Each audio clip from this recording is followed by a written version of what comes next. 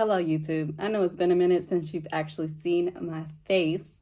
I've been working on my podcast, but I'm here with a Word Wednesday. If you are a OG Aviolito, you know what Word Wednesday is. But I was flipping through my prayer journal this morning. I've been flipping through it, I guess, this whole week, but flipping through it, and I found something from last July that kind of stood out to me. And I want to talk about it for a minute here.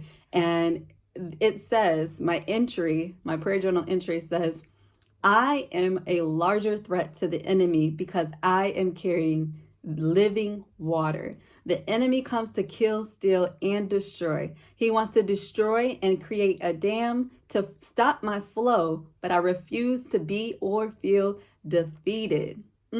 And that was powerful. And that's the only thing that's written on that page. And I wanted to go to the scripture actually that is talking about that living water. And it is in John 7 and 37. John 7 and 38. And this is what Jesus said. Anyone who believes in me may come and drink, for the scriptures declare rivers of living water will flow from his heart. When he said living water, he was speaking of the Spirit who would be given to everyone believing in him. Rivers of living water. And I began to think about water, right? It says rivers of living water, right? And when you think of a river is constantly flowing. A river is constantly flowing. It never stops, right? Until it gets to maybe an ocean or a larger, portion of water, right? A river just flows and flows and flows until it gets to that larger portion of water, and it's still moving, right? There's still currents in the ocean. There's still things that are going on in the ocean that create movement, right? But a river's got to go through different obstacles. It has to go through, I just started to think about my life, like a river, just whatever you're currently going through, whatever situation that you're currently trying to whatever blockage is in your way, you're trying to overcome, right? A river has to go through rocks, has to go through sometimes fallen trees, has to go through all of the bridges, all of these different things. A river has to continue to flow despite these obstacles, despite, the rocks, despite the things that are trying to slow it down, right? And as women of God, as women, we have to continue to fight, right? We have to continue to flow through the different obstacles that are going on in our lives. We have to continue to flow through the different rocky situations, the trees that fall into our pathway, right? We have to continue to flow through so that we can get to that vast amount, that ocean, right? That blessing that God has for us. And I feel like I have even said this before. Maybe I said it on one of my fertility calls or somewhere else, but this flow, this what God desires us to do. I just began to think about a pool, right? When you think about a pool is just, it's sitting there.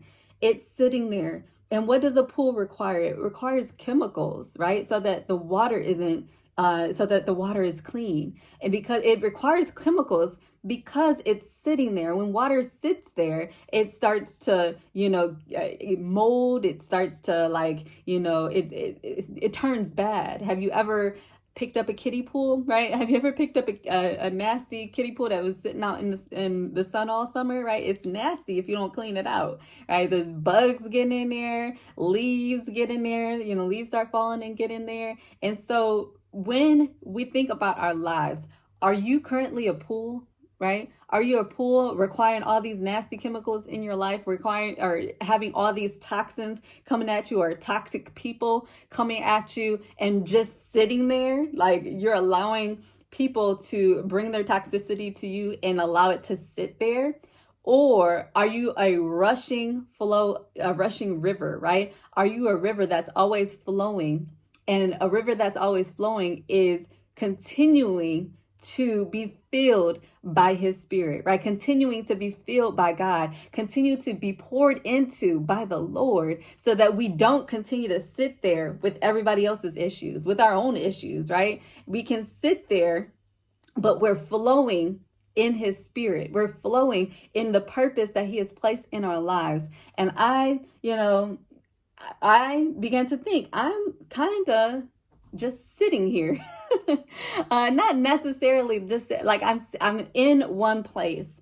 I began to think, I'm in one place and I feel God calling me to another place. And if God is calling me to another place, that means I need to start flowing. That means my river needs to pick up. It's kind of sitting still in a lake somewhere. And I just need I need that door to open, that pathway to open, so that the little bit of water can just start flowing through that crack, right? In order, for me to be in God's will, in order for me to do what God has called me to do. I just spoke on my church's prayer line about obedience, right? God is calling us to obedience. God desires us to be obedient in his word. When when God told Abram to go, right? Go to the land. He didn't know where he was going, right?